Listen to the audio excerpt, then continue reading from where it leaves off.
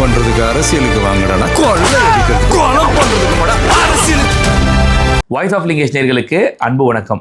அதாவது இந்த கொடுமைன்னு கோயிலுக்கு போனால் அங்கே ஒரு கொடுமை ஜிங்கு ஜிங்குன்னு ஆடிச்சு அப்படின்னு பார்த்தீங்களா, அந்த மாதிரி இங்கே தமிழ்நாட்டில் ஒரு நாளைக்கும் 1008 பிரச்சனை நடக்குது. அதாவது பிரச்சனை இல்லாத தமிழ்நாடே இல்லை. அந்த மாதிரி பார்த்தீங்கன்னா ஒரு நாளைக்கும் பூதாகரமாக பிரச்சனைகள் வெடிச்சிட்டு இருக்குது. ஆனால் நம்ம முதலமைச்சர் பார்த்தீங்கன்னா ரீல்ஸ் பிரபலங்கள், இன்ஸ்டா பிரபலத்தோட வந்து பார்த்தீங்கன்னா ரீல்ஸ் ஷேர் பண்ணிட்டு இருக்காரு நம்ம முதலமைச்சர். இப்போ வந்து நம்ம கூட யார் இருக்கானா, சிஎம் சார் நம்ம கூட இருக்காரு. சிஎம் சார் சொன்னா நிறைய பேர் கேட்பீங்க, அதனால சிஎம் சார் சொல்ல சார் உங்களுக்கு தெரிஞ்ச ஏதாவது அட்வைஸ் சொல்லுங்க சார். மோட்டிவேஷன் அட்வைஸ் சொல்லுமா? மோட்டிவேஷன். ரீல்ஸ் வந்து நல்லா போடுறீங்க தம்பி, அதுக்காக என்னுடைய வாழ்த்துக்கள். Thank you sir. நம்ம அடிக்கடிக்கு எல்லா வீடியோலையும் நம்ம சொல்லுவோம், நம்ம இது விளம்பர மாடல் அரசு அப்படின்னு சொல்லிட்டு அதை நிரூபிக்கும் வகையில் திரும்பவும் பார்த்தீங்கன்னா நம்ம முதலமைச்சர் ஒரு சம்பவம் ஒன்று பண்ணியிருக்காப்புல. அதாவது மக்களுக்கு நல்லது பண்ணி மக்கள் மூலியமா போய் நல்ல பேரை வாங்கி நம்ம ஓட்டு வாங்குவோம், அதெல்லாம் கிடையாது. மக்கள் பிரச்சனைகளை தீர்த்து நம்ம போய் ஓட்டு கேட்போம், அதெல்லாம் கிடையவே கிடையாது. வெறும் விளம்பரம் பண்ணி நம்ம ஓட்டு கேட்டுருவோம்னு சொல்லிட்டு, எப்படி இப்போ வந்து அரசு பள்ளிகளில் சாப்பாடு நல்லா இருக்கான்னு கேள்வி கேட்டாக்கா உடனே என்ன பண்ணுவாங்க தெரியுமா, சாப்பாடுக்கு டிடியை வச்சு ஒரு ப்ரமோஷன் பண்ணுவாங்க. இப்போ குழந்தைங்கள்லாம் வந்து என்ன பண்ணுவாங்கன்னா, முதலமைச்சர் சார் இங்கே பாருங்க எங்கள் சாப்பாட்டில் புழு இருக்குன்னு சொல்லிட்டு அங்கே இருக்க குழந்தைகள்லாம் வந்து வீடியோ போடுவாங்க பரிதாபமாக, இங்கே பாருங்க இப்படி இருக்கு, இந்த அரசு பள்ளியில் இருக்க லட்சணத்தை பாருங்கன்னு சொல்லிட்டு உடனே நமக்கு ஒரு கேள்வி வரும். இப்போ நாம போய் அரசு பள்ளியில் உட்காந்து சாப்பிட முடியுமா, சாப்பாடு இருக்குன்னு சொல்ல முடியுமா, யோசிச்சு பாருங்க. ஸோ நம்மளால சொல்ல முடியாத என்ன பண்ணுவாங்கன்னாக்கா, இவங்க ஒரு திரையை போட்டு மறைக்கிற மாதிரி அங்கே சாப்பாடு உண்மையில் நல்லா தாங்க இருக்கு, இந்த பசங்க சும்மா பொய் சொல்லிட்டு இருக்காங்க, டிடியை வேணா கேளுங்க, டிடி சொல்லுமா சாப்பாடு எப்படிமா இருக்கு அப்படின்னு டிடி சாம்பாரை வாயில ஊற்றி கையில் முத்தம் கொடுத்து, அதாவது உண்மையிலேயே சாப்பாடை சரி பண்ணணும் அப்படின்றது கிடையாது. உங்களுக்கு டிடியை வச்சு ஒரு ஒட்டு போட்டுறோம், அவ்வளவுதான், வேற ஒண்ணுமே கிடையாது. இது வந்து வெறும் இந்த சாப்பாடு அரசு பள்ளியில் இருக்க அந்த சாப்பாடு அதை பத்தி மட்டும் சொல்லல. ஜென்ரலா தமிழ்நாட்டில் ஒரு பிரச்சனைன்னு எடுத்துட்டோம்னாக்கா அந்த பிரச்சனையை சரி செய்யற வேலையை அவங்க செய்ய மாட்டாங்க. அதுக்கு மாறா என்ன பண்ணுவாங்கன்னா, பிரச்சனையே இல்லைங்க நம்புங்க, அதை நீங்க பாருங்க, பிரச்சனை இல்லைன்னு அவங்க சொல்றாங்க கேளுங்கன்னு சொல்லிட்டு ஒரு பிரபலத்தை வச்சு ஏதாவது ஒரு சினிமா துறையில் இருக்க ஆட்களை வச்சு இவங்க வந்து ஒரு ஒட்டு போடுற வேலையை பேட்ச் ஒர்க் தான் இவ்வளவு நாள் பார்த்துட்டு இருக்காங்க. இப்பவும் பாத்தீங்கன்னாக்கா இங்க தூத்துக்குடியில தமிழ்நாடே கொந்தளிக்குது. இந்த தூத்துக்குடி பிரச்சனையில் போற வரவெல்லாம் பார்த்தீங்கன்னா அதை பற்றி, வெளிநாட்டில் இருக்கவங்களாம் அதை பற்றி பேசுகிறான், கனிமொழியை விரட்டி அனுப்பிச்சிருக்காங்க. ஆதவர்ஷன் அவங்க சம்பவம் வீட்டில் போய் உட்காந்து இந்த மாதிரி வந்து ஆறுதல் சொல்லிட்டு இருக்காரு.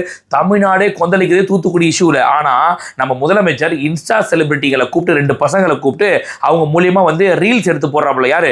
டாக் வித் ஜீவா அப்படின்னு சொல்லிட்டு 2 பசங்க இருக்காங்க இல்லையா, அந்த பசங்க மூலியமாக ரீல்ஸ் போடுறாப்புல.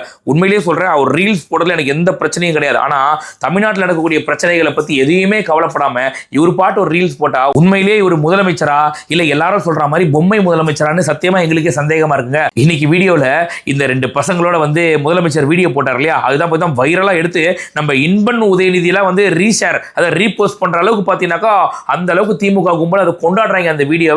அந்த வீடியோவை கொண்டாட என்ன காரணம், அந்த ரீல்ஸ் பிரபலத்தை எது இங்க கொண்டு வர வச்சிருக்கு இவங்களை பார்க்கறதுக்காக. அது மட்டும் இல்லாமல் முதலமைச்சர்கிட்ட நாம ஒரு சில கேள்விகள் வைக்க வேண்டியது இருக்கு. அது எல்லாத்தையும் டீட்டெயிலாக இந்த வீடியோல பார்ப்போம். வீடியோ ஸ்கிப் பண்ணாம ஃபுல்லா பாருங்க.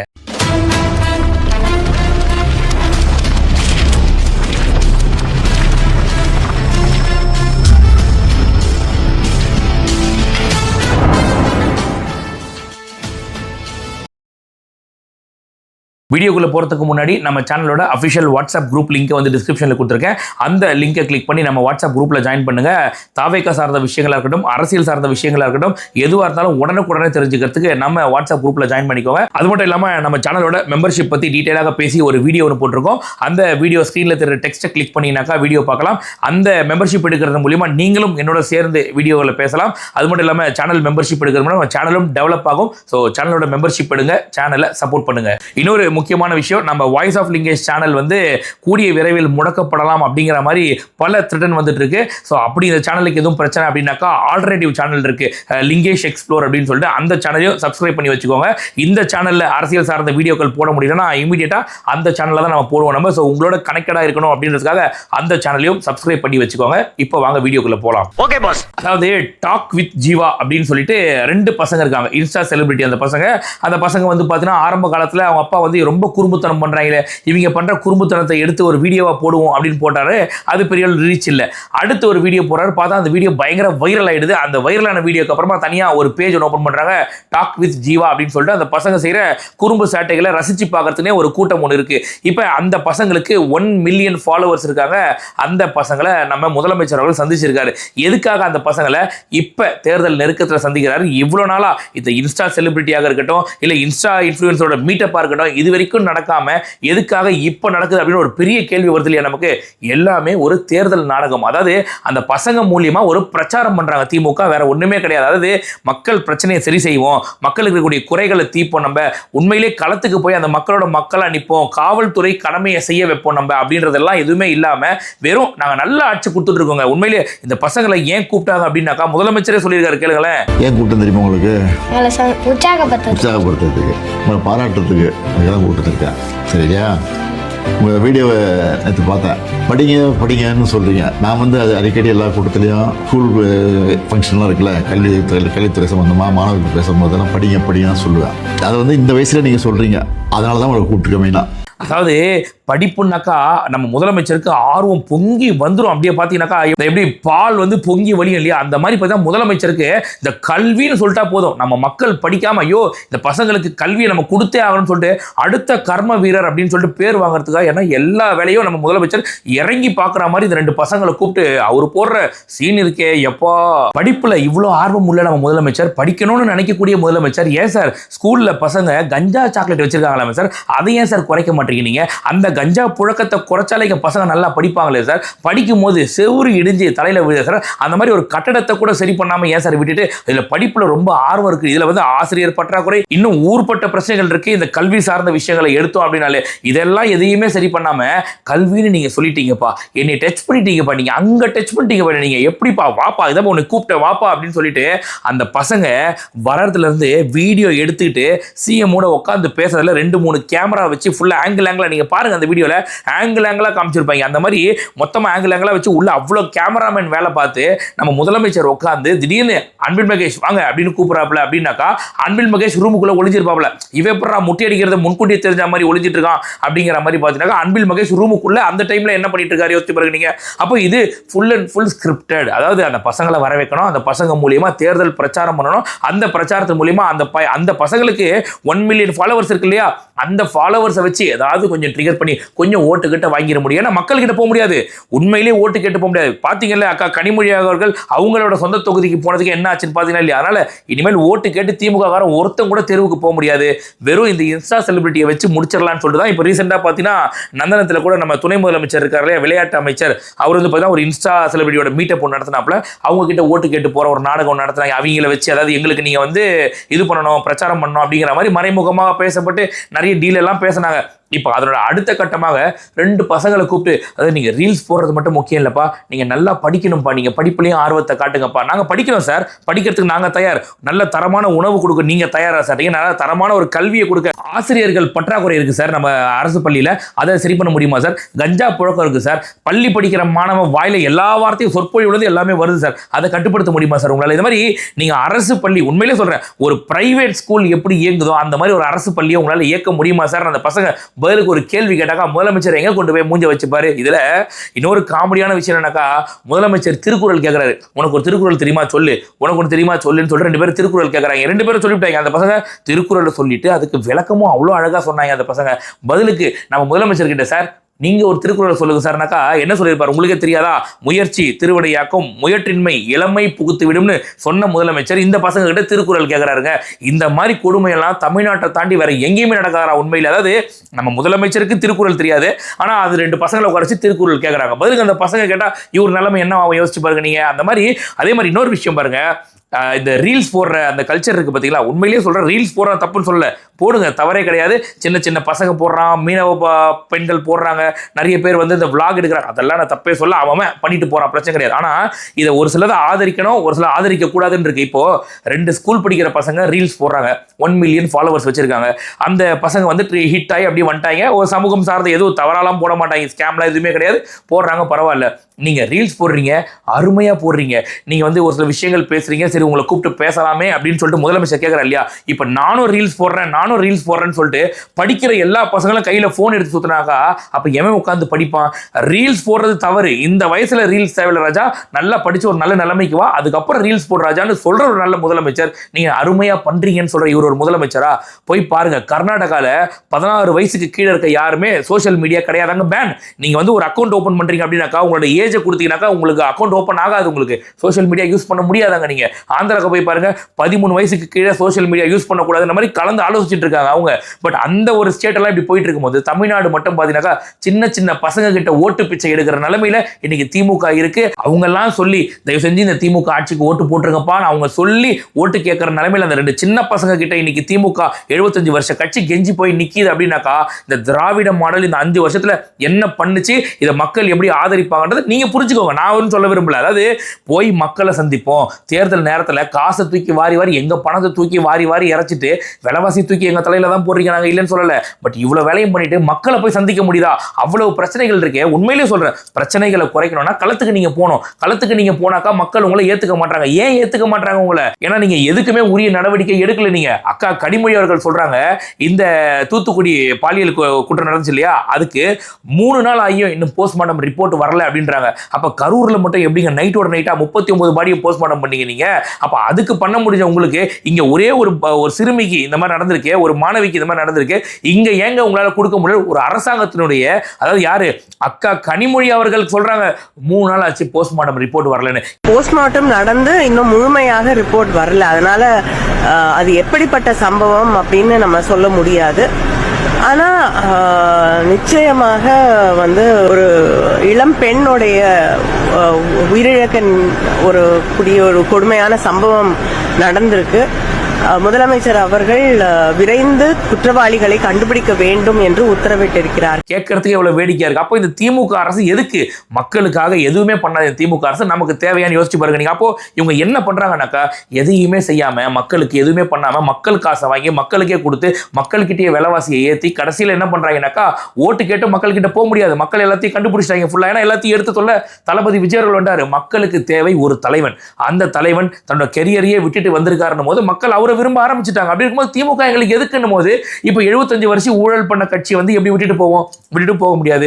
போய் ரோட்டுக்கு போய் ஓட்டும் கேட்க முடியாது. அப்போ என்ன பண்றாங்கன்னாக்கா, இன்ஸ்டா செலிபிரிட்டியை தேடி போறாங்க. ஒரு ஊராக எல்லா ஊருக்கும் போய் இன்ஸ்டா செலிபிரிட்டி காசை கொடுத்து எங்களுக்காக நீங்க வீடியோ போடுங்க, ஒரு நாளைக்கு இவ்வளவு தரோம், ஒரு வீடியோக்கு இவ்வளவு தரோம். அதில் நீங்க பாத்தீங்கன்னா அந்த மஞ்சப்பொடி மாமா பையலுக்குலாம் 80 லட்சம் மாசம் 80 லட்சம் மாசம் கொடுத்து அவனுக்கு வந்து பாத்தீங்கன்னா வீடியோ போட சொல்லியிருக்காங்களா இந்த பெண் நிறுவனம் மூலியமாக. தமிழ்நாட்டில் இவ்வளவு பிரச்சனைகளை பண்ணிட்டு இதை பத்தி எதையுமே கண்டுக்காம இந்த பிரச்சனைகளுக்கு தீர்வு சொல்லாம வெறும் இன்ஸ்டா செலிபிரிட்டியை வச்சு மட்டும் ஓட்டு கேட்டலாம் அப்படின்னாக்கா மக்கள் ஆதரிச்சிருவாங்களா? நான் கேட்கிறேன். இப்போ உண்மையிலேயே சொல்றேன், தமிழ்நாட்டு முதலமைச்சர் அந்த 2 பசங்களை, அந்த டாக் வித் ஜீவா அப்படின்ற சேனல் நடத்துற அந்த 2 பசங்களை கூட வச்சு வீடியோ போடல எனக்கு எந்த ஒரு தவறான கருத்துமே கிடையாது. தாராளமா பண்ணட்டும், தவறு கிடையாது. ஆனா மக்கள் பிரச்சனைக்கு களத்துல நிக்கணுங்க. அவரு அந்த டைம்ல களத்துல நிக்காம அந்த 2 பசங்களை கூப்பிட்டு நான் உங்களை வீடியோ எல்லாம் பார்த்துட்டு இருக்கேன் தெரியுமா அப்படிங்கிறாருனா, சார் தூத்துக்குடியில பிரச்சனை நடந்து தெரியுமா சார் உங்களுக்கு? திருநெல்வேலியில் ஒரு பிரச்சனை நடந்து தெரியுமா சார்? திருச்சியில இருந்து ஒரு பொண்ணு இங்க ப்ராஜெக்ட் பண்றதுக்காக வந்து ஒரு பாலியல் கூட்டம் நடந்திருக்கு தெரியுமா சார் உங்களுக்கு? எவ்வளவு தினம் ஓபன் பண்ணி பாருங்க சோசியல் மீடியா, அவ்வளவு பிரச்சனைகள். ஒரு பிரச்சனையை பத்தி பார்க்காத முதலமைச்சர், ஒரு பிரச்சனையை கண்டுக்காத முதலமைச்சர், ஒரு பிரச்சனைக்கு தீர்வு சொல்லாத முதலமைச்சர், இந்த 2 பசங்களோட ரீல்ஸ் பார்க்க நேரம் இருக்கு அப்படின்னாக்கா, இந்த மாதிரியான முதலமைச்சர், இந்த மாதிரியான ஆட்சி, இந்த மாதிரியான கட்சி நம்ம தமிழ்நாட்டுக்கு தேவையானதை மக்களாகி நீங்க முடிவு பண்ணிக்கோங்க. இதுல ரொம்ப பொறுத்துக்க முடியாத ஒரு விஷயம் என்னன்னா, அந்த பசங்க கேட்கறாங்க, சார் உங்க வீட்டில் இருக்க டாகை பத்தி சொல்லுங்க சார் அப்படின்னு. அது பேர் கிட்டுவா குட்டி என்னமோன்னு சொன்னாப்புல, சொல்லிட்டு அது நாய் இல்லைன்னா தூங்கவே தூங்காது தெரியுமா உங்களுக்கு அப்படின்னு சொல்றாப்புல. நான் என்ன கேட்கறேன், அந்த பசங்களுக்கு உங்க வீட்டில் நாய் வளர்க்க தெரியுமா? நான் கேட்கறேன். நான் அந்த வீட்டில் நாய் வளர்க்குற அந்த பசங்க கேட்கறாங்கன்னாக்கா, கேட்க சொன்னது யாரு? இந்த ஸ்கிரிப்டை எழுதி கொடுத்தவன் யாரு? இது எல்லாத்தையும் தெளிவா எழுதி கொடுத்து நீங்க இந்த கேள்வி கேளுங்க, அவர் இந்த பதில சொல்லுவார். ஏன்னா டேய் உண்மையிலேயே சொல்றேன், ஸ்கிரிப்ட் எழுதி கொடுத்தவனுக்கு முதலமைச்சர் மேல என்னடா கோவம்? நான் கேட்கறேன். இந்த மாதிரி கேள்வி எல்லாம் கேட்க சொல்லுவீங்க? நான் கேட்கறேன். அங்கதான் நிக்கிறான் வர்கீஸ், அங்கதான் நிக்கிறான் வர்கீஸ். தமிழ்நாட்டில் அங்கே கலவரம் வெடிச்சுக்கிட்டு இருக்குது, எல்லா துறையிலையும் போராட்டம் பண்ணிட்டு இருக்காங்க. அதை பத்தி எல்லாம் எவனுமே கேட்காம இங்க வந்து உங்க டாகை பத்தி சொல்லுங்க சார் அந்த பசங்களை கேட்க சொல்லி அதுக்கு முதலமைச்சர் வெக்கமே இல்லாம அதுங்க நாய் இல்லைன்னா தூங்காது. சார் தூத்துக்குடியில 12வது படிக்கிற மாணவியை ஒருத்த வந்து கெடுத்து கொலை பண்ணியிருக்காங்க சார். அவங்க அம்மா அப்பா இன்னைக்கு வரைக்கும் தூங்கல சார். அவங்கள பத்தி ஒரு நாள் கவலைப்பட்டிருப்பீங்களா சார்? நீங்க உங்க டாக் வரல, உங்க டாக் நீங்க இல்லைன்னா தூங்காதுன்றதை பத்தி மட்டும் இந்த அளவுக்கு கவலைப்படுறீங்களே சார். உங்க நாய்க்குட்டி பத்தி சொல்லுங்க சார். நாய்க்குட்டி வச்சுட்டு அது நான் வந்தால் தான் தூங்குவோம், அதெல்லாம் தூங்காது. மக்கள் இதை பார்த்துக்கணும், மக்கள் இதை தெரிஞ்சுக்கணும். ஒரு வீட்டில் வளர்க்குற ஒரு நாய்க்கு கொடுக்குற மரியாதை கூட தமிழ்நாட்டு மக்களுக்கு ஒரு கொடுக்கலன்றது இதை வச்சு நல்லா தெரியுதா இல்லையா? அது நாய் இல்லைன்னா தூங்காதுங்க அப்படிங்கிறாரு. ஆனால் இங்கே தூக்கத்தை தொலைச்சிட்டு போராட்டம் பண்ணிட்டு தன்னோட உரிமைக்காக போராடுற மக்களை காவல்துறையை வச்சு இந்த அளவுக்கு கொடுமை பண்ணிட்டு இருக்க இந்த திமுக ஆட்சி நமக்கு தேவையானதை மட்டும் மக்கள் யோசிச்சுக்கோங்க. நீங்க இன்னொரு முக்கியமான விஷயம், உதயநிதி அவர்களுடைய கூட்டத்துக்கு போன ஒரு காவலர்கள் வண்டி விபத்துக்குள்ளாச்சு. ஆனா எந்த செய்தி ஊடகத்திலே வரல, வெறும் சோசியல் மீடியால மட்டும்தான் வருது. துணை முதலமைச்சர் நிகழ்ச்சியில் பாதுகாப்புக்காக சென்ற போலீசாருக்கு இப்படியா?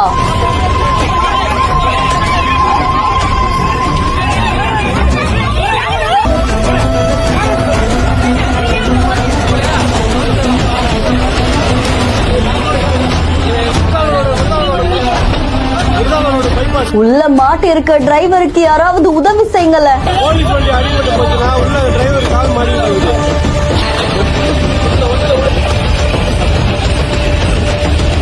மாதிரி ஊர்பட்ட பிரச்சனைகள், அதாவது ஊடகத்தை வச்சு ஒரு பக்கம் வந்து நமக்கு சாதகமாக போட்டுடலாம் அப்படின்னு சொல்லிட்டு, இன்ஸ்டா செலிபிரிட்டியை வச்சு அவங்களுக்கு இருக்க ஃபாலோவர்ஸை வச்சு கொஞ்சம் நமக்கு சாதகமாக போட்டுடலாம் அப்படின்னு சொல்லிட்டு, இதெல்லாம் வச்சு மட்டுமே நம்ம ஓட்டு வாங்கிடலாம்னு சொல்லிட்டு திமுக ஒரு பகல் கனவு கண்டுட்டு இருக்கு. அது வெறும் பகல் கனவா மட்டும்தான் போகணும். கண்டிப்பாக அது வந்து நம்ம இப்போ இருக்க ஜென்ரேஷனில், அதாவது மக்கள் ரொம்ப சிந்திக்க ஆரம்பிச்சிட்டாங்க. அதாவது இதுக்கு முன்னாடி பணத்தை கொடுத்தா போதும், நாங்கள் யாருக்கு வேணா ஓட்டு போடுவோம்னு சொன்ன மக்கள் கொடுக்குற பணத்தை வாங்கிட்டு ஏன் பணத்தை நான் எனக்கு கொடுக்குறேன்னு கேட்குற அளவுக்கு மக்கள் இன்னைக்கு தெளிவாக இருக்காங்க. அப்படின்னாக்கா கண்டிப்பாக திராவிட மாடல் அரசு இனி தமிழ்நாட்டில் உதிக்கவே உதிக்காது. ஏன்னா அவங்க சூரியன் இல்லையா, அதனால சொல்றேன், இந்த சூரியன் இனி உதிக்கவே உதிக்காது. தமிழ்நாட்டில் மக்கள் ரொம்ப தெளிவா இருக்காங்க. நீங்க வேணா பாருங்க, தமிழ்நாட்டில் இந்த 2026 தேர்தலில் ஒரு மாற்றம் கிடைக்குதா இல்லையா அப்படிங்கிற மாதிரி. ஏன்னா வலுவான ஒரு கட்சியாக தாவேகா இன்னைக்கு உருவாயிட்டு இருக்கு. மக்களோட களத்தில் நிற்கிற ஒரு கட்சியா இருக்கு. ஆதவர்ஜுனா அவர்கள் போய் களத்தில் நிற்கிறாரு, தளபதி அவர்கள் போகணும்னு நினைக்கிறாரு. ஆனா காவல்துறை மூலியமாக நெருக்கடி கொடுத்து அவருக்கு அனுமதி மறுக்கப்படுது. அவரு அதையும் மீறி நான் போறேன் அப்படின்னு போனார்னா அங்க ஒரு 30,000-40,000 பேர் கூடுறாங்க.